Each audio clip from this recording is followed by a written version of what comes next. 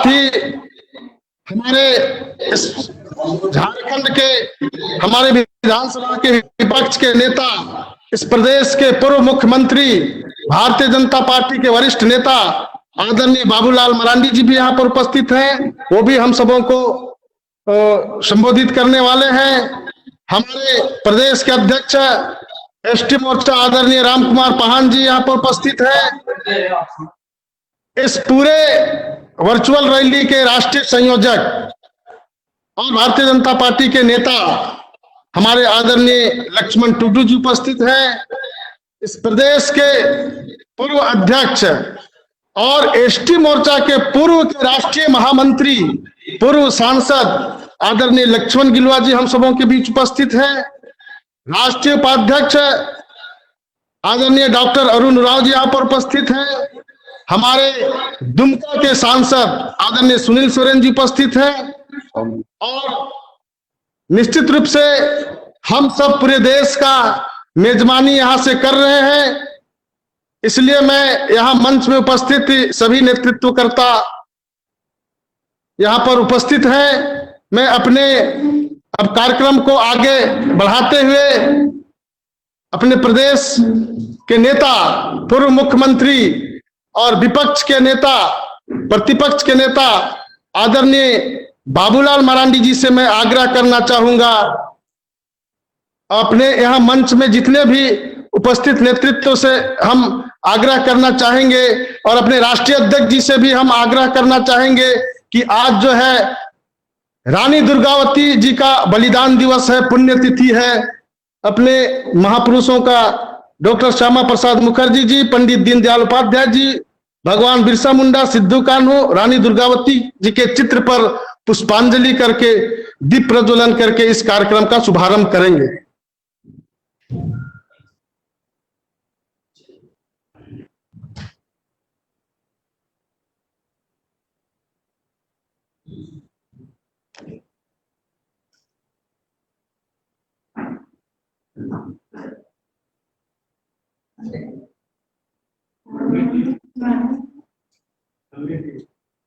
हाँ इधर है।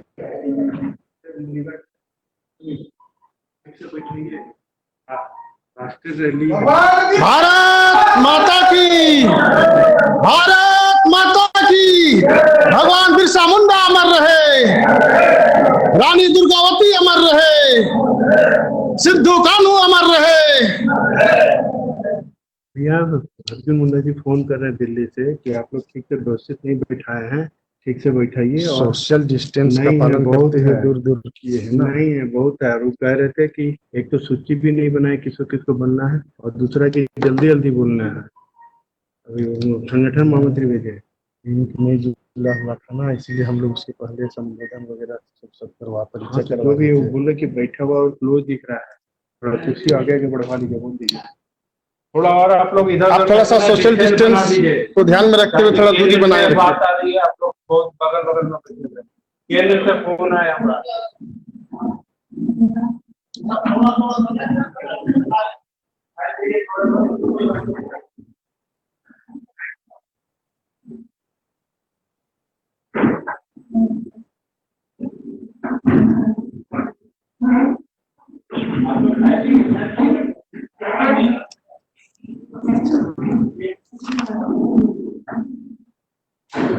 मैं बताना चाहता हूं कि आज की इस वर्चुअल रैली में मुख्य रूप से हमारे राष्ट्रीय अध्यक्ष मोर्चा के आदरणीय रामविचार नेताम जी हैं। वहां रायपुर में उनके साथ में छत्तीसगढ़ के पूर्व मंत्री आदरणीय केदार कश्यप जी हैं और वहां के प्रदेश के पूर्व अध्यक्ष विक्रम उसेंडी जी हैं और उनके साथ में अनुसूचित जनजाति आयोग के उपाध्यक्ष रहे विक्रम मरकाम जी वहां पर अपने राष्ट्रीय अध्यक्ष जी के साथ में हैं। उसी प्रकार से दिल्ली में आदरणीय अर्जुन मुंडा जी हैं और केंद्रीय मंत्री आदरणीय किरण रिजिजू जी हैं और राष्ट्रीय महामंत्री आदरणीय मुरलीधर राव जी भी दिल्ली में इस कार्यक्रम को देख रहे हैं। इसी प्रकार से मध्य प्रदेश में अपने केंद्रीय मंत्री आदरणीय फग्गन सिंह कुलस्ते जी हैं, उनके साथ वहां प्रदेश के एसटी मोर्चा के अध्यक्ष और वर्तमान में सांसद आदरणीय गजेंद्र पटेल जी उनके साथ हैं, और उड़ीसा में अपने पूर्व के जनजातीय मामले के मंत्री आदरणीय जुएल उरांव जी भी इस कार्यक्रम से जुड़े हुए हैं। अब मैं अपने इस प्रदेश के नेता, पूर्व मुख्यमंत्री और विपक्ष के नेता आदरणीय बाबूलाल मरांडी जी से मैं आग्रह करता हूं कि स्वागत भाषण के साथ अपना उद्बोधन दें।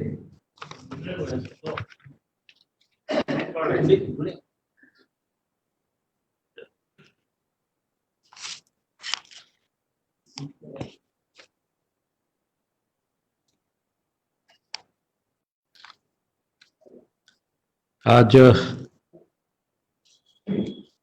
इस कार्यक्रम की अध्यक्षता कर रहे अनुसूचित जनजाति मोर्चा के प्रदेश अध्यक्ष श्री राम कुमार पाहन जी और यहाँ मंच पर उपस्थित भारतीय जनता पार्टी के प्रदेश अध्यक्ष और नवनिर्वाचित राज्यसभा सदस्य श्री दीपक प्रकाश जी,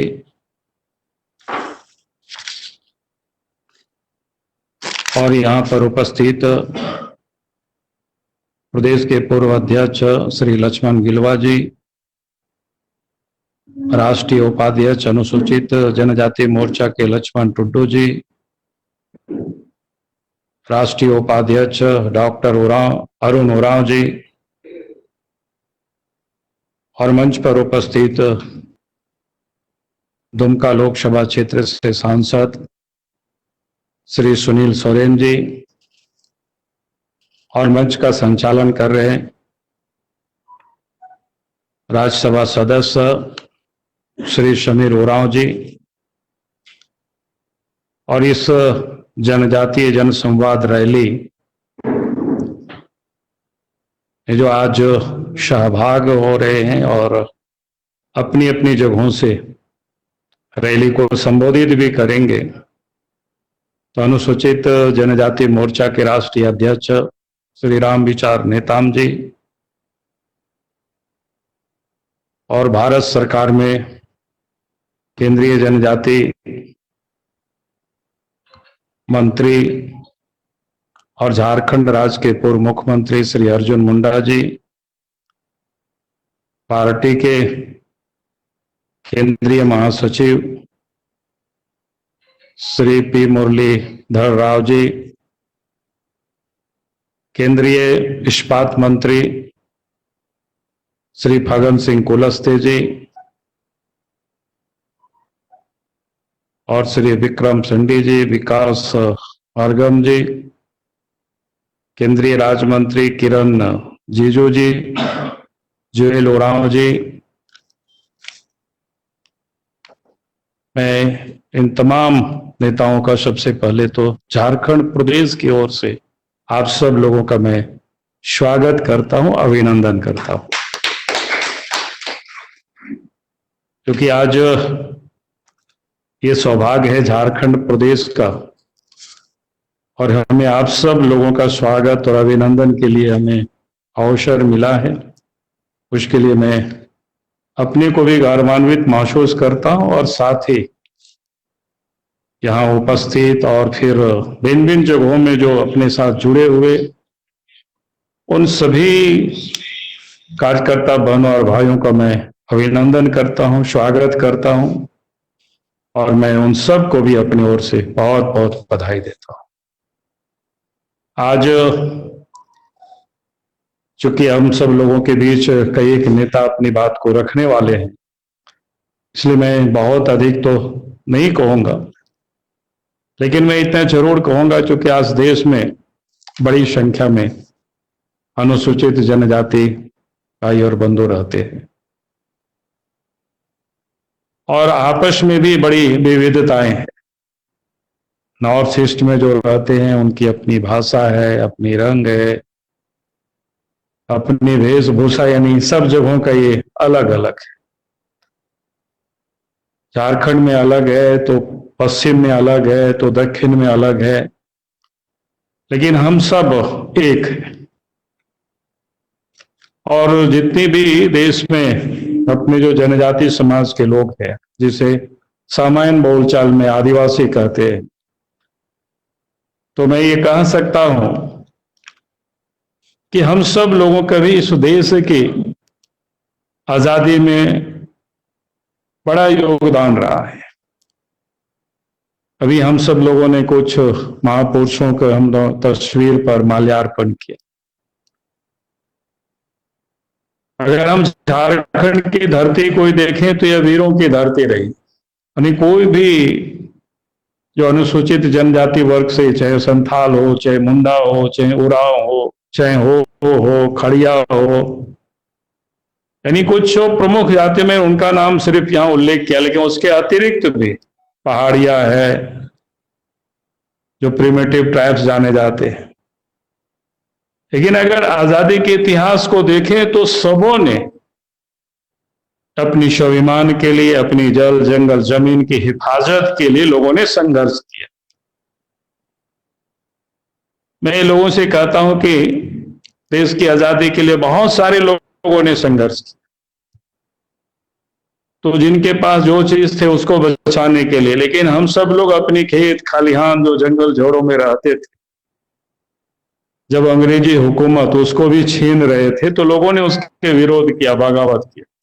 कहने का अर्थ मेरा इतना ही था कि स्वतंत्रता संग्राम में भी हम सब लोगों का बड़ा योगदान रहा। और स्वतंत्रता के बाद भी अगर आप देखें तो आज पूरे भारतवर्ष में जनजाति के समाज सामान्यतः अपने पुरुषार्थ से ही मेहनत करके, परिश्रम करके अपनी जीविका को चलाते। भीख मांगते हुए भी आपको बहुत कम दिखाई पड़ेंगे। वो भी हमें लगता है कि आजकल हाल के दिनों में थोड़े बहुत जगह जगह लोग दिखाई पड़ते हैं। उसका भी कई एक अभिशाप यानी विकास के कारण हुआ, उनकी ठीक प्रकार से शुद्धि नहीं ली गई वर्षों तक। तो जमीन से जब लोग बेदखल होते हैं तो इधर उधर होते हैं। नहीं तो अपने मेहनत और अपने पुरुषार्थ के बल पर ही लोग आगे बढ़े। लेकिन समय चक्र के साथ थोड़ी समस्याएं आई, कठिनाई आई, आवश्यकताएं भी बदलते जाती है। हमें इस बात को समझनी चाहिए। आज से अगर 50 वर्ष पूर्व पीछे हम मोड़ करके अगर मैं गांव की ओर जब लौटते हैं तो उस वक्त गांव में संपन्नता दिखाई पड़ती थी।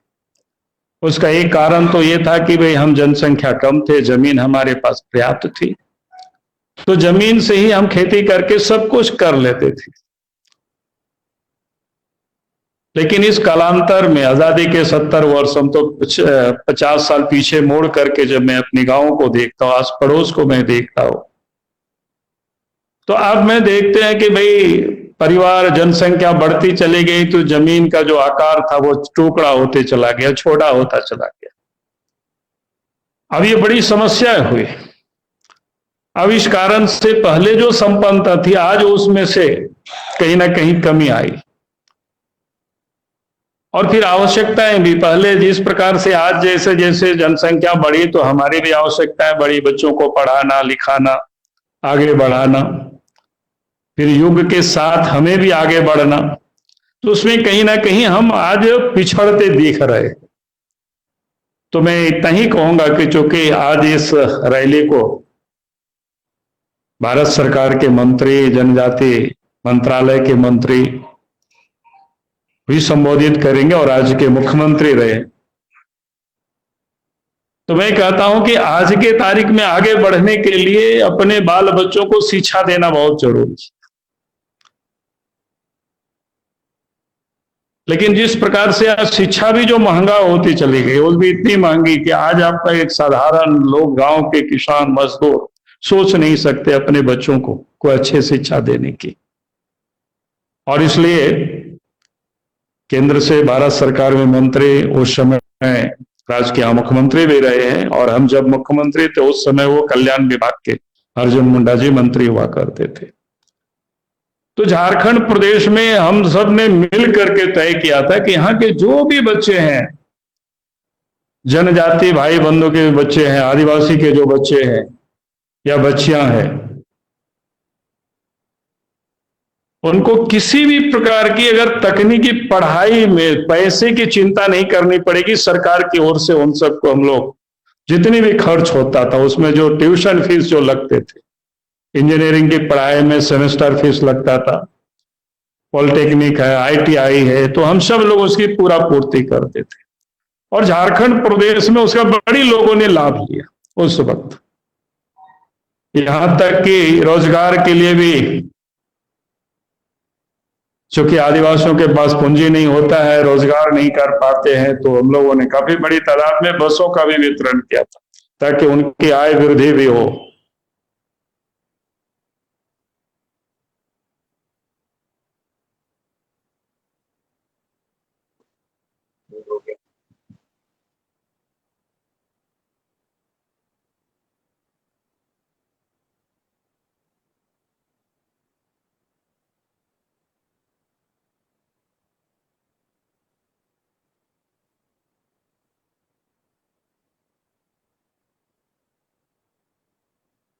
करने वालों के पास भी उतना पैसे नहीं होते हैं जो अपने बच्चों को पायलट बना सके, लेकिन हम सब ने प्रयास किया और यहां से भी झारखंड प्रदेश से बड़ी तादाद में बच्चों को पायलट भी बनाया गया। आज कॉमर्शियल जहाज भी वो लोग उड़ा रहे हैं। मैंने इसलिए इन बातों का यहां थोड़ी सी उल्लेख किया कि आज भी इस प्रदेश या देश के हमारे जो अनुसूचित जनजाति आदिवासी भाई और बहनें हैं, उनको शिक्षा की जरूरत है, लेकिन शिक्षा उनके तभी पूरी हो पाएगी, हमें उनको आप सपोर्ट देने की जरूरत है। यानी उनके बाल बच्चों की शिक्षा की, परिवारिक की, हमें पूरी तरह से उनको हमें मदद करने की जरूरत है, सहयोग करने की जरूरत है। और इसलिए हमने कहा कि कल्याण मंत्री जी आज संबोधित भी करेंगे सभा को, तो हम कहेंगे कि भाई निश्चित रूप से हम सबको इस पर हमें विचार करना चाहिए, नहीं तो इस विकास की दौड़ में हम लोग पिछड़ जाएंगे, हमारे आदिवासी भाई बहनें पिछड़ जाएंगे, छूट जाएंगे, अपने बच्चों को इंजीनियर नहीं बना सकेंगे, डॉक्टर को नहीं बना पाएंगे, अपने बच्चों को कोई तकनीकी शिक्षा हुनर नहीं दे पाएंगे। आज भी अगर आप देखें कहीं IIM की एजुकेशन शिक्षा जो प्राप्त करते हैं 15 लाख, 20 लाख, 18 लाख ऐसे लगता है 2-2 साल के कोर्स। अब उतने पैसे तो कोई सोच भी नहीं सकता है। और इसलिए हमने कहा कि आज जरूरत है कि जो आदिवासी समाज जिन्होंने देश की स्वतंत्रता के लिए, जिनके पूर्वज ने बलिदान दिया और आजादी के बाद भी स्वाभिमान के साथ जीता है, अगर आज भी उनके अंदर की जो स्वाभिमान को जगाया जाए तो आज भी वो अपने तो जिएंगे ही शान के साथ, इस समाज को भी आगे बढ़ाने का वो काम कर सकते, एक उदाहरण प्रस्तुत कर सकते। इसलिए आज अपने साथ जो पूरे देश में आदिवासी समाज है उनको अपने साथ जोड़ना है, और जोड़ने के लिए जो भटके हुए उनको भटकाने की बहुत प्रकार की लोग कोशिश करते हैं ना। तो उनके लिए अगर हम एक दिन कल्याण मंत्री जी से बात कर रहे थे, उन्हें बता रहे थे 400 से अधिक की संख्या में एकलव्य आश्रम विद्यालय खोलने की ये प्रक्रिया शुरू हो गई है, बनना शुरू हो गया। एक अच्छी पहल है, क्योंकि आज की तारीख में हम शिक्षा का ही क्षेत्र विकास के लिए बड़ा संबल बनता है, आधार बनता है, तो उस क्षेत्र में और फिर हमारे जो भाई बंधु है वे भी रोजगार के क्षेत्र में कैसे आगे बढ़े, उस ओर हम सब लोग उनको कैसे प्रेरित करें। आज भी जनजाति भाई बंधु को देखते हैं, खास करके झारखंड की धरती में, तो आप देखते हैं कि उनको हड़िया बेचते हुए दिखाई पड़ती है। तो हम कहते हैं कि उनके अंदर में रोजगार करने की कहीं ना कहीं अंदर तो है भावना, तभी वो जाकर के सड़क के किनारे हाट बाजार में हड़िया बेचती है। उनको हमको डायलूट करना है, उनको हमें दूसरे तरफ ले जाना है। वो खेत खलिहान में साग सब्जी भी पैदा करके वहां बेच सकती है, उसके साथ साथ कहते हैं और सारी चीजों को भी वो बेच सकती है। हम उस ओर प्रेरित कर सकते हैं, और उसके लिए जो भारत सरकार की ओर से कई सारी योजनाएं हैं उसको हम लोग उनके यहां तक पहुंच करके, जैसे पशुपालन की है जिसमें आसानी से कम समय में उनको घर बैठे उनको रोजगार मिल सकता है, तो उस ओर हमें उनको प्रेरित करना चाहिए अपने पैरों पर खड़ा होने के लिए। जैसे अपने देश के प्रधानमंत्री मोदी जी ने बार बार जिसको कहा कि वे स्वावलंबी भारत हमें बनाना है, तो हम सब लोगों को भी संकल्प लेना, आदिवासी भी स्वाभिमानी भी बने और स्वावलंबी भी बने। हम बन सकते हैं आसानी से, कोई कठिनाई नहीं है। हम तो जानवरों को शुरू से पालते रहे हैं, हम गाय भी पाले, भैंस भी पाले। हम तो लोगों से कहते हैं कि पता नहीं यहाँ आप लोग कितने लोग गाय भैंस चराए होंगे, हम तो गाय भैंस भी चराए। हम भैंस हमारे घर में होते थे, जिस समय हम स्कूल में पढ़ते थे उसको दूहते थे भी, और भैंस के दूध को फिर स्कूल जाते थे बाल्टी में लेके जाते थे, तो बाजार में उसको बेचते थे और शाम में फिर बाल्टी लेकर के चले आते थे जब स्कूल से लौटते। अब उसी से हमारे परिवार का पूरा परिवारिश होता था। तो हम कह रहे हैं कि हमारे लोग तो जानवर भी लोग पालते रहे हैं पाले से, खाली उनको थोड़ी सी प्रशिक्षित करनी है, थोड़ी सी नस्ल को उनके सुधार देने, ताकि अधिक दूध वो दे सके। हमारी माँ बहनें इस काम को आसानी से कर सकती है। घर में फिर बकरी है, घर में मुर्गी है, पोल्ट्री है, ये सारी चीजों को तो हम देसी नस्ल के बढ़िया से पाल सकते हैं, इससे पैसा का उपार्जन हो सकता है आसानी से। फिर थोड़ी सी सिंचाई की सुविधा हो, हमारे पास जितनी जमीन है उसमें से हम नई तकनीक तो से हम जोड़ करके खेती को हम और आगे प्रमोट कर सकते हैं, तो निश्चित रूप से हम सब लोग स्वावलंबी हो सकते हैं। हमें लोगों को जगाने की जरूरत है, उनको प्रेरित करने की जरूरत है, उनको समझाने की जरूरत है। आपके पास ये हुनर है, आप जानते हैं सारे कुछ, और इस काम में हम सब लोग, खास करके हमारे जो बहनें हैं, माँ है, बड़ी आधी आबादी उनकी है, उन सबको भी हम लोग इन कामों में लगा करके और खुद को भी लग करके कि हम अपने एक परिवार के लिए जितनी आवश्यकता है उनको हम अपनी जमीन से, घर से, गांव से उसकी हम पूर्ति कर सकते हैं, और बाकी हम दूसरों को भी हम पूर्ति कर सकते हैं। तो हम सब लोग, ये देश के आज जो प्रधानमंत्री है, जिन्होंने, मोदी जी ने बार बार कहा कि वे आत्मनिर्भर भारत बनाना, तो हम सबको भी इस अवसर पर यह संकल्प लेना कि आत्मनिर्भर अनुसूचित जनजाति समाज के लोग बनेंगे, आदिवासी समाज के लोग बनेंगे, अपने पैरों पर खड़े होंगे, स्वाभिमान के साथ खड़े होंगे। स्वाभिमान के साथ कौन खड़ा होता है? जो आत्मनिर्भर होता है। और फिर उसके लिए कोई दूसरे लोग आकर के हम लोगों को आत्मनिर्भर नहीं बना सकता है। हम लोगों को खुद को आत्मनिर्भर बनने के लिए हमें खुद प्रयास करनी पड़ेगी, खुद हमें मेहनत करना पड़ेगा। तो मुझे लगता है कि इस काम को, और उसमें से जहां हमारी कमी होगी तो हम जरूर चाहेंगे कि सरकार के उसमें सहयोग चाहिए। जैसे हमने कहा कि हम सिंचाई की नहीं सुविधा कर सकते, व्यापार के लिए हमारे पास पूंजी नहीं, तो फिर हमने कहा कि छोटे छोटे ये जो उद्योग है, छोटे छोटे जो गांव घरों में जो हम कर सकते, उसके लिए कोई बहुत पूंजी की जरूरत नहीं है। सरकार उन पूंजियों को उपलब्ध हमें करा सकती है, और बहुत सारे योजना जो भारत सरकार की ओर से इस कोरोना के काल में जो घोषित हुई है, पैकेज दी गई है, उसमें से हम सब लोगों को अधिक से अधिक लाभ लेना चाहिए। उसके लिए हम सबको उसकी जानकारी हमें प्राप्त करनी चाहिए, और लोगों को भी हमें उस लाभ हमें दिलाने के लिए प्रयत्न करनी चाहिए। हमें लगता है अगर इस काम में हम सब लोग लगेंगे तो हमारा जो समाज है वो भी आगे बढ़ेगा, वो भी अपने पैरों पर खड़े होंगे और भारतीय जनता पार्टी के साथ भी छूट जाएंगे। नहीं तो आज भारतीय जनता पार्टी के बारे में बाकी लोग क्या कहते हैं, विरोधी दल के लोग क्या प्रचार करते हैं, खास करके झारखंड में जो जेएमएम वाले कहते हैं तो दिक्कू की पार्टी। तो इसकी मिथक को कौन तोड़ेगा? हम लोगों को तोड़ना होगा, हम लोगों को काम करके दिखाना होगा। इसलिए हमने कहा कि भाई ये तो विरोधी दल के लोग अलग अलग प्रचार करते हैं सब जगह। जैसे हमने कहा कि अगर आदिवासी के पास जाते हैं तो कहते हैं दिक्कुओं की पार्टी है, मुसलमानों के पास जाएंगे, ईसाइयों के पास जाएंगे तो कहेंगे हिंदुओं की पार्टी है, गरीबों के पास, दलितों के पास जाएंगे तो ये कहते क्या है कि तो अमीरों की पार्टी है। तो लोगों को इस प्रकार से बहकाने का जो षड्यंत्र है वर्षों से लोग करते चले आ रहे हैं, लेकिन उस बहकावे को कैसे हम तोड़े, उसके लिए हम सब लोगों को लोगों के बीच जाना, लोगों को बताना।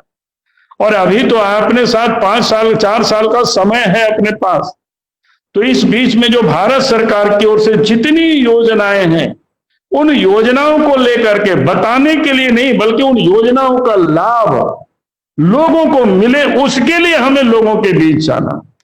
सिर्फ कागज लेकर के ये नहीं जाना कि भाई ये काम किया, उतना तो बताना ही है, लेकिन उसके साथ साथ उसका लाभ कैसे हमारे लोग ले सकते हैं, उसके लिए हमें उनको बतानी। उसके लिए हमें प्रयत्न करके हम सब लोग राजनीतिक क्षेत्र के कार्यकर्ता हैं, नेता हैं, अपने अपने क्षेत्र में, ब्लॉक में जाकर के, जिला में जाकर के, बैंकों में जाकर के उसका लाभ हमें उन भाई बंधु को दिलाना है, तभी वो लोग हम लोगों के साथ लोग जुड़ पाएंगे। तो मुझे लगता है कि अगर इतना काम हम सब लोग कर लेंगे आने वाले जो 2-3 साल है, तो मैं निश्चित रूप से कह सकता हूं कि झारखंड में और पूरे देश में जो अपने आदिवासी समाज है वो भारतीय जनता पार्टी के साथ जुड़ेंगे। इन्हीं शब्दों के साथ मैं अपनी बात को समाप्त करता हूं। बहुत बहुत धन्यवाद। बहुत बहुत धन्यवाद आदरणीय बाबूलाल मरांडी जी। आपने वास्तव में जनजातीय हालात को देखते हुए उस समय भारतीय जनता पार्टी के शासन में जो उनके प्रगति, समृद्धि, उन्नति के लिए जो योजना होना चाहिए था, उसको आप सबों ने प्रारंभ किया था। आज भी देश के यशस्वी प्रधानमंत्री आदरणीय नरेंद्र भाई मोदी जी ने पूरे देश के जनजातियों के हित के लिए बहुत सारे ऐसे विकास के योजनाओं को जनजाति कल्याण मंत्रालय के माध्यम से वो प्रारंभ किए हैं। हम सबों को वास्तव में वह लाभ अब पहुंचने वाला है। इसी क्रम में अभी अपने पूरे देश के जनजातियों के बीच में हमें संवाद करने वाले हैं अनुसूचित जनजाति मोर्चा के राष्ट्रीय अध्यक्ष आदरणीय रामविचार नेताम जी। मैं उनसे आग्रह करता हूं कि हम सबों को संबोधन करेंगे। आदरणीय रामविचार नेताम जी।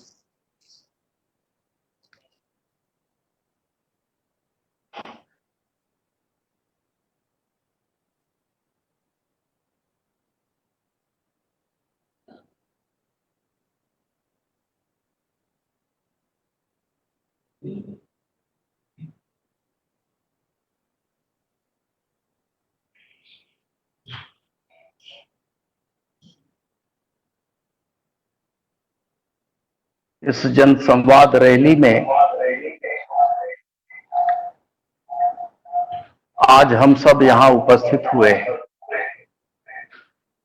और मुझे आज अति प्रसन्नता हो रही है कि झारखंड की धरती से आज संचालन हो रहा है। अलग अलग स्थानों में सभी प्रदेश के, चाहे राजधानी क्षेत्र हो, चाहे हमारे नेता जहां जहां हैं, सब अपने अपने अनुसार, अपने सुविधा के अनुसार सब आज वर्चुअल रैली में शामिल हैं। उन सब का मैं अभिनंदन करता हूं, स्वागत करता हूं। और आज बहुत ही हम सबके लिए एक प्रेरणा का दिन है कि आज वीरांगना रानी दुर्गावती जो मान सम्मान, स्वाभिमान और अपने आत्मसम्मान के रक्षा के लिए मुगलों के खिलाफ लड़ाई लड़ते लड़ते देश की आजादी के लिए, अपने राज्य की आजादी के लिए जिन्होंने आज अपने प्राणों की बलि चढ़ाई थी, आज उनका आज पुण्यतिथि है, हम मना रहे हैं। आज हमारे एसटी मोर्चा की ओर से हम लोगों ने अभी कार्यक्रम प्रारंभ किया। प्रारंभ में हम लोगों ने अपने महापुरुषों का, भारतीय जनता पार्टी के हमारे संस्थापक अध्यक्षों का, नेताओं का, उनका हम लोगों ने पुष्पांजलि अर्पित करके एसटी मोर्चा का कार्यक्रम का विधिवत शुभारंभ किया है। आज हमारे इस अनुसूचित जनजाति समाज ही नहीं बल्कि समस्त समाज के लिए, इस देश की आजादी के लिए हमारे एसटी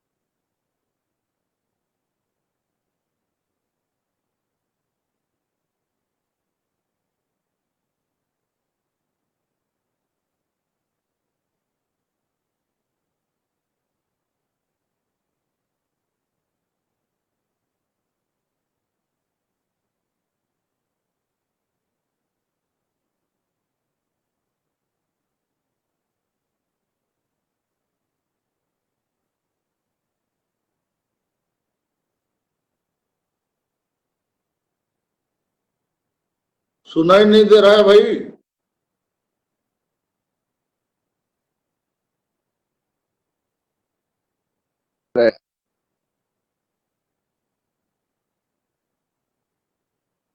हाँ बताया ना। तो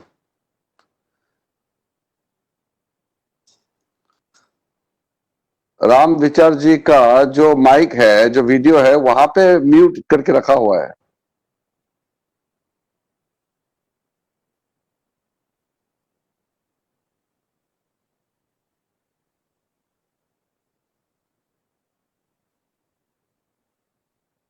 साउंड भी नहीं आ रहा है, राम विचार जी का साउंड नहीं आ रहा है।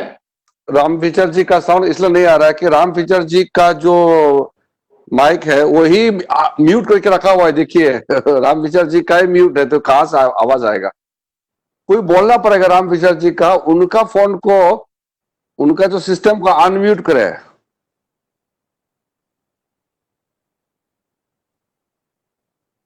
जो मॉडरेट कर रहा है इसको करे भाई। आवाज आई? अभी अनम्यूट हो गया। हाँ अभी अभी हो गया, अभी ठीक है? अभी ठीक है। अभी आया। आपका राम विचार जी का ही माइक को म्यूट करके रख दिया किसी ने, तो कहां से सुनाई देगा? अरे सर आप सबका मैं अभिनंदन करता हूं, आप सबका सम्मान करता हूं। Thank you. हम लोग वर्चुअल रैली में हैं। हाँ और कॉन्फ्रेंस के माध्यम से ही हम लोग एक दूसरे के साथ जो है अटैक्ट हो रहे हैं। अरे हमारा एसटी मोर्चा अध्यक्ष का आवाज बंद कर दिया तो हम लोग कैसे सुनेंगे?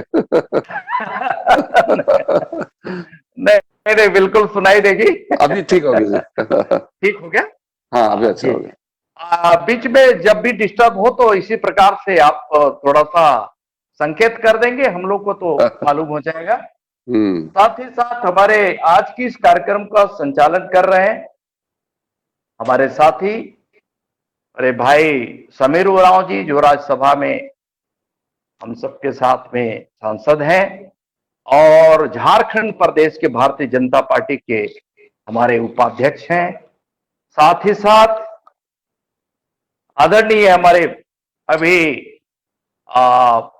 झारखंड प्रदेश के नवनियुक्त प्रदेश भारतीय जनता पार्टी के अध्यक्ष और नवनिर्वाचित हमारे राज्यसभा के सांसद आदरणीय दीपक प्रकाश जी भी यहाँ पर उपस्थित हैं। आप सभी का मैं इस छत्तीसगढ़ की इस धरती से आप सबका मैं अभिनंदन करता हूं, स्वागत करता हूं। मेरे साथ आज इस कार्यक्रम में शामिल हैं, बैठे हैं, मंच पे विराजमान हैं भारतीय जनता पार्टी के पूर्व अध्यक्ष और भारतीय जनता पार्टी के सांसद रहे और लंबे समय तक छत्तीसगढ़ सरकार में मंत्री का दायित्व जिन्होंने संभाला, ऐसे हमारे नेता आदरणीय विक्रम उसेंडी जी भी हमारे साथ में हैं, बैठे हैं, उनका भी हम सम्मान करते हैं। साथ ही साथ भारतीय जनता पार्टी के वरिष्ठ नेता बस्तर के जिनके एक पहचान है, ऐसे अनुसूचित जनजाति मंत्रालय के काम, जो ट्राइबल डिपार्टमेंट के साथ साथ में स्कूल एजुकेशन का काम लंबे समय तक, पीएचई का काम लंबे समय तक जिन्होंने देखा, ऐसे हमारे कर्मठ नेता आदरणीय केदार कश्यप जी यहाँ पर उपस्थित हैं, उनका भी मैं सम्मान करता हूं। साथ ही साथ विकास मरकाम जी और प्रदेश के विभिन्न हिस्सों से आज जुड़े हुए सभी हमारे माननीय सांसदगण, माननीय हमारे प्रदेश के अध्यक्ष,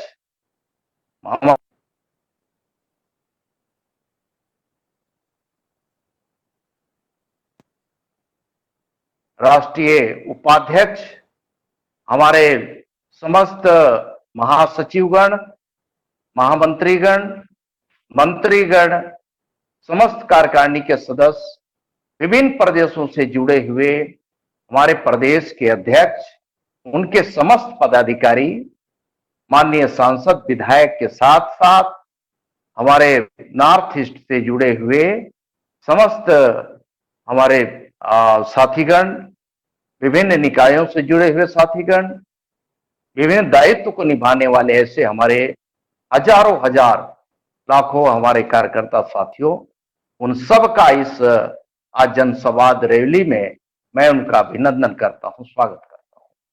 साथियों, भारतीय जनता पार्टी एसटी मोर्चा की यदि हम बात करें तो हम सबको मालूम है कि जो एसटी के लिए जो लोकसभा में जो रिजर्वेशन हमें प्राप्त है उसमें 47 सीटें हैं।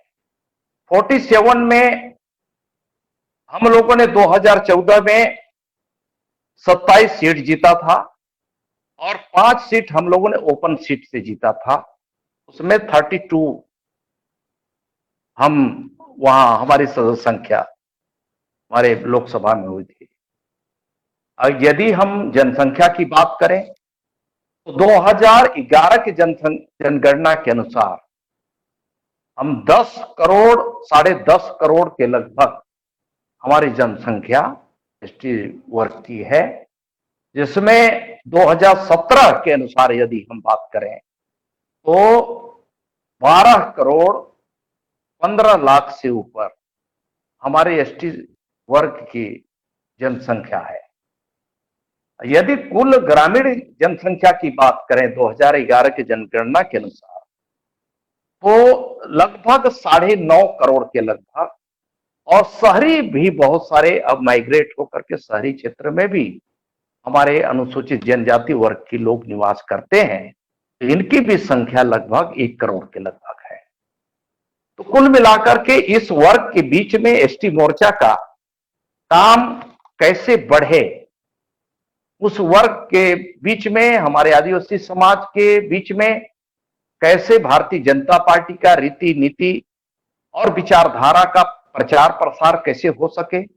भारतीय जनता पार्टी का जो हमारे केंद्र में माननीय यशस्वी प्रधानमंत्री नरेंद्र मोदी जी के नेतृत्व में जो सरकार चल रही है, उस सरकार का जितने भी कल्याणकारी योजनाएं हैं, इन योजनाओं का भी विस्तार से हम लोगों के बीच में कैसे ले जा सकें, कैसे इसकी जानकारी पहुंचा सकें, ये सब भी काम हमारा एसटी मोर्चा के माध्यम से हम एसटी वर्ग के उन सुदूर अंचल में जो निवास करने वाले लोग हैं, पहाड़ी में, कंदराओं में, जंगल में, ऐसे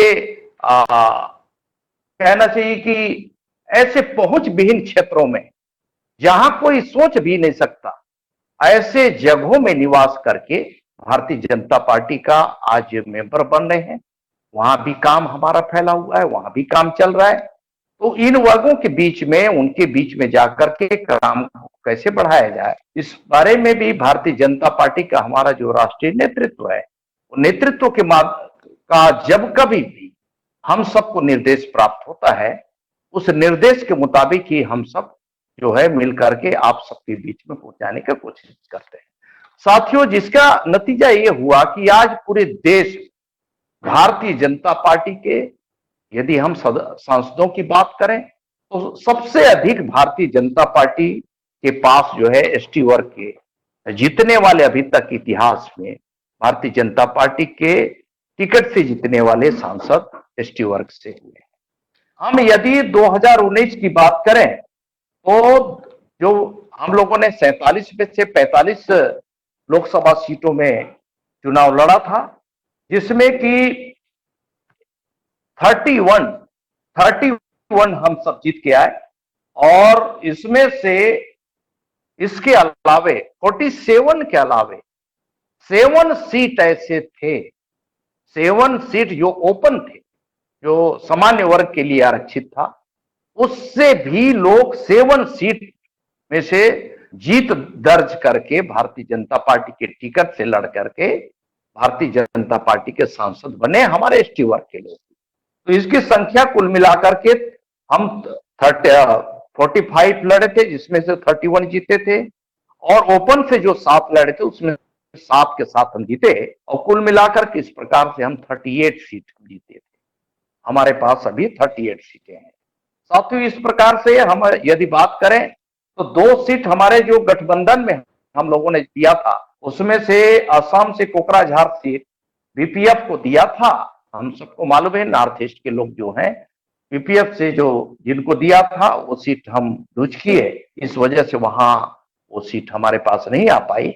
इसके साथ साथ महाराष्ट्र के पालघर सीट हम लोगों ने शिवसेना को दिया था, उससे शिवसेना से भी सांसद बन के हमारे पास आए, वो सीट हमारे पास आज है। और इस प्रकार से यदि हम बात करें तो राज्यसभा में हमारे पूर्व के अनुसार राज्यसभा में सदस्यों की संख्या हमारे एसटी वर्ग से 5 सांसद बन के आए हैं। और अभी 2020 में जो हमारा राज्यसभा का जो निर्वाचन हुआ, उसमें मध्य प्रदेश से 1 सांसद हमारे चुन करके इसे एसटी वर्ग से आए हैं। कुल मिलाकर के हमारे इस प्रकार से पूरे देश भर के जो एसटी वर्ग का जो भारतीय जनता पार्टी के तरफ से जो जीत करके आए हैं, वो उनका एक तरह से वृत्त हमने रखने का प्रयास किया है। और ये इसलिए भी जरूरी है कि इतनी बड़ी भागीदारी भारतीय जनता पार्टी में एसटी वर्ग के लोगों को का भी है, और ऐसा नहीं कर सकते लोग जिस प्रकार से आदरणीय अभी बाबूलाल मरांडी जी ने इस बात को संकेत किया कि कुछ वर्ग, कुछ लोग, कुछ राजनीतिक दल कुछ इस तरह से एक तरह से ब्लेम लगाने की कोशिश करते हैं, बरगलाने की कोशिश करते हैं कि भारतीय जनता पार्टी में एसटी वर्ग के लोग का प्रतिनिधित्व नहीं दिखाई देता। मैं कह देना चाहता हूं कि भारतीय जनता पार्टी में यदि प्रतिनिधित्व नहीं दिखाई देता तो आज सर्वाधिक हमारा भारतीय जनता पार्टी से जीत के आने वाले सांसदों की संख्या आखिर कैसे हो पाती। लेकिन आज ये सब है। यदि हम मुख्यमंत्रियों की बात करें तो प्रदेश अध्यक्षों की बात करें तो पूरे देश भर में हमारा जो कार्यक्रम चलता है, संगठनात्मक जो एसटी मोर्चा का जो काम चलता है, उसमें 31 प्रदेशों में हम लोगों ने हमारा अध्यक्ष है और कार्यकारिणी गठित अभी करीब 30 प्रदेशों में कार्यकारिणी का गठित हो गया है। बाकी जगहों में एक काम जो है एक जगह बचा है, उसमें हम लोग उसमें चर्चा करके अभी लॉकडाउन के बाद जो है अभी ये जो वैश्विक जो महामारी आया है और इस वैश्विक महामारी के दौर में भी भारतीय जनता पार्टी के संगठनात्मक जो काम होना था, तो हम एक तो फिजिकली तो हम नहीं कर सकते थे, लेकिन भारतीय जनता पार्टी के पास जो टेक्नोलॉजी है, जिस प्रकार से भारतीय जनता पार्टी राजनीतिक जितने भी हमारे देश में राजनीतिक दल है, उसमें यदि सर्वाधिक टेक्नोलॉजी का उपयोग करने वाली कोई पार्टी है तो भारतीय जनता पार्टी है। और हमने देखा है, हम सब ने महसूस किया है कि ये जो लॉकडाउन की इस वैश्विक महामारी कोरोना के इस विपरीत परिस्थिति में भी हम लोगों ने लगातार एक सोशल मीडिया के माध्यम से, हम लोग वीडियो कॉन्फ्रेंसिंग के माध्यम से, अपने अपने क्षेत्रों से, अपने अपने प्रदेश के तमाम सारे लोगों से या नेशनल लेवल पे जितने भी हमारे लीडर्स हैं उनके संपर्क में रह करके हम लोगों ने पार्टी के द्वारा जो भी निर्देश प्राप्त हुए हैं उस निर्देश के अनुसार हमारे कार्यकर्ताओं ने सब मिलकर के, प्रदेश के कार्यकर्ताओं सब मिलकर के हम लोगों ने काम किया।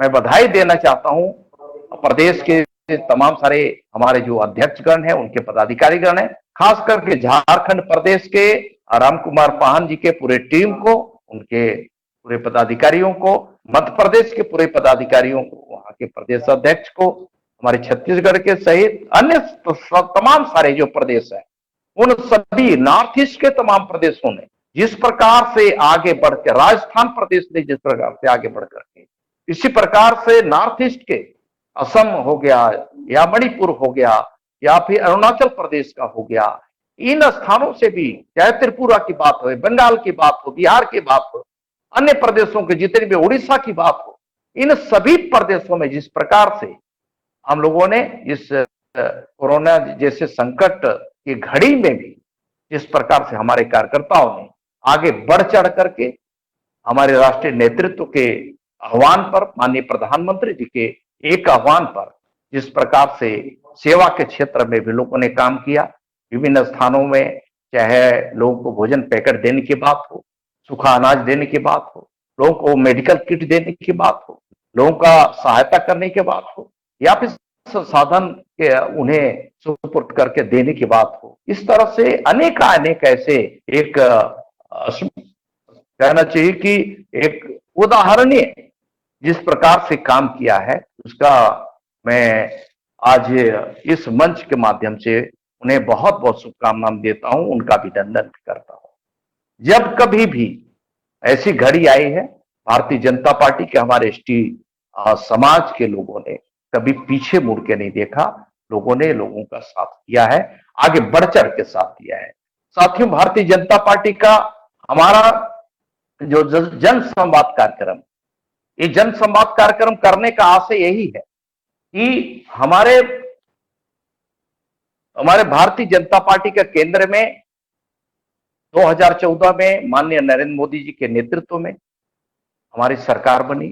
सरकार बनने के बाद माननीय प्रधानमंत्री जी के नेतृत्व जिस प्रकार से गांव, गरीब, किसान, मजदूर, नौजवान, बच्चे, बुजुर्ग, चाहे एसटी वर्ग की बात हो, चाहे अन्य वर्गों की बात हो, गरीब तबके की बात हो, उन सब के लिए जिस प्रकार से काम हुआ, मैं समझता हूं कि देश की आजादी के बाद इस तरह से कभी काम नहीं हुआ था।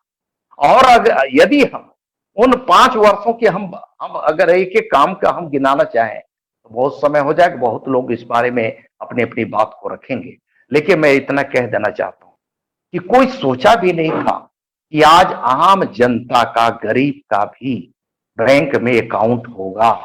अकाउंट खोलते समय जनधन योजना के तहत ये अकाउंट शुरू हुआ तो लोग सोचा करते थे कि क्या होने जा रहा है, अकाउंट खोल के क्या होगा, बैंक में खाता खोल के क्या होगा।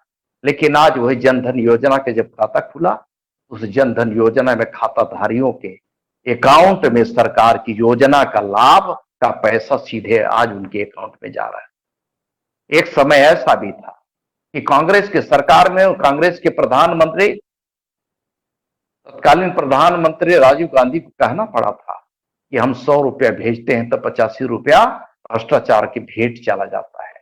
साथियों, हम लोगों ने इन बातों को, हमारे प्रधानमंत्री जी ने इस बात को करके दिखाया कि हम 100 रुपया भेजेंगे तो 100 रुपया हितग्राही तक पहुंचेगा। ऐसी हम जो है लीक प्रूफ हम कार्यक्रम करेंगे। और इसीलिए लीक प्रूफ जिस प्रकार से योजना बनाया गया, जिस प्रकार से उन्होंने बैंक के माध्यम से डायरेक्ट जो है, जो उन्होंने उनके अकाउंट में जो ट्रांसफर करने का जो कार्यक्रम बनाया, मैं समझता हूं उसी का नतीजा है कि आज जितने भी कल्याणकारी योजना चल रहे हैं सीधे हितग्राही के खाते में पहुंच रहे हैं। साथियों, हम लोगों ने सोचा भी नहीं था कि हमारे माताएं बहनें जो गांव में निवास करती हैं उनके घर में भी बिजली पहुंचेगी, उन झोपड़ी तक भी पहुंचेगा। बहुत सारे ऐसे भी गांव थे, लेकिन वहां भी प्रधानमंत्री जी के पहल से, प्रयास से, उनके घोषणा के अनुसार आज जो है गांव तक बिजली पहुंच रहा है। गांव के गलियों तक, हर घर तक पहुंचाने की व्यवस्था है।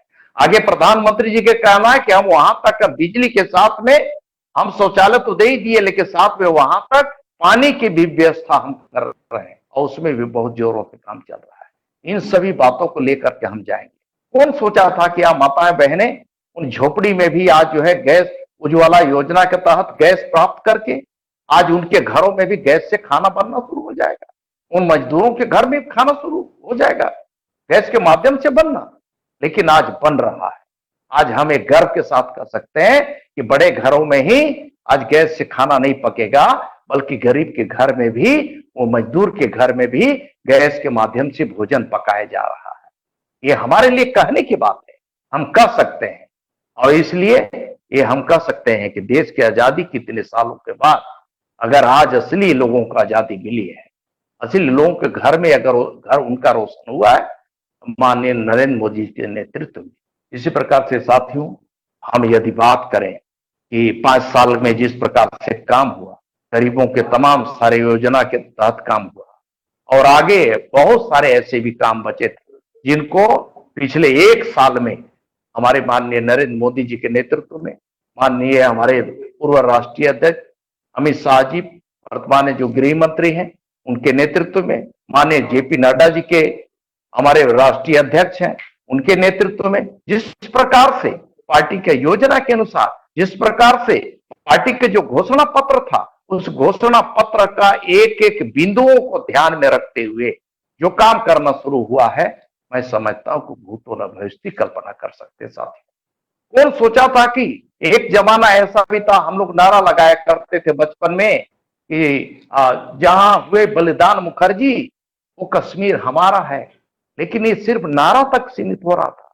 वो घड़ी कब आएगी इसके इंतजार में लोग न जाने कब से अपने जीवन जवानी खपा करके पार्टी में जुड़ करके लोग काम करते करते लोग समाप्त होकर चले गए, लेकिन वो पूरा नहीं हो रहा था। लेकिन ये पूरा हुआ साथियों, माननीय नरेंद्र मोदी जी के ऐसे फौलादी इरादों की वजह से, माननीय अमित शाह जी के नेतृत्व में हम जिस प्रकार से ये काम हुआ, मैं समझता हूं कि आज इतिहास में स्वर्णाक्षरों में लिखा जाएगा साथियों। यही और एक झटके में कश्मीर से धारा 370 35 एक झटके में हटा करके वहां तिरंगा झंडा फहराने लगा। भारत का संविधान के अनुसार सभी काम वहां काम चालू हो गया, सभी योजनाएं संचालित हो रहे हैं।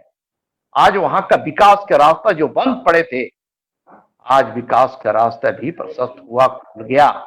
इसी प्रकार से हम लोगों ने हमारे घोषणा पत्र में देश की आजादी के बाद से जब जब चुनाव हुआ, तब से लगातार राम जन्मभूमि को लेकर के हमारी आंदोलन विभिन्न संगठनों के माध्यम से चलता रहा साथी। उसमें हम लोगों ने रामलला हम आएंगे, मंदिर वहीं बनाएंगे, ऐसा नारा लगाते लगाते न जाने कितना सदियां गुजर गया, कितने लोगों ने उसमें कुर्बानियां दी, कितने ऋषि महात्मा साधु संत माला जपते जपते आज जो स्वर्ग सिधार गए। आज उनके सपनों का भी पूरा करने का काम यदि किया है माननीय नरेंद्र मोदी जी की सरकार ने किया है। इस सरकार में रहते हुए आज राम मंदिर का मार्ग वहां बनने का मार्ग जो प्रशस्त हुआ, माननीय न्यायालय का आदेश भी जो हुआ, इस आदेश के बाद एक रत्ती भी कहीं पर किसी प्रकार का कोई भी वायलेंस नहीं हुआ, कहीं भी किसी प्रकार का आंदोलन कहीं भी खून खराबा नहीं हुआ। इतनी बड़ी बात, ये सब इतिहास बनाने वाला। साथियों, यही नहीं, ट्रिपल तलाक के बारे में भी हमारी सरकार ने निर्णय लिया। इन सब के बारे में हम देखें तो आज हम आगे यदि बात करें तो हमारी सरकार, हमारे केंद्र की सरकार ने जिस प्रकार से इस कोरोना के संकट की घड़ी में जिस प्रकार से एक परिवार भाव से देश की सेवा करने का माननीय प्रधानमंत्री जी का जो भावना थी, उस भावना के अनुरूप लोग जिस प्रकार से उन्होंने 20 लाख करोड़ का जो घोषणा करके आर्थिक पैकेज देने का जो घोषणा किया और विभिन्न विभागों का एक पूरे प्लान बना करके, कार्य योजना पूरी बना करके तैयार करके किस प्रकार से लोगों का रोजगार हम देंगे, किस प्रकार से हम अलग अलग सेक्टरों में, खास करके जो कुटीर उद्योग हैं, लघु उद्योग हैं, एमएसएमई के माध्यम से या बहुत सारे जो रोजगार में लगने वाले जो मजदूर थे, ऐसे स्किल लेबर हो या फिर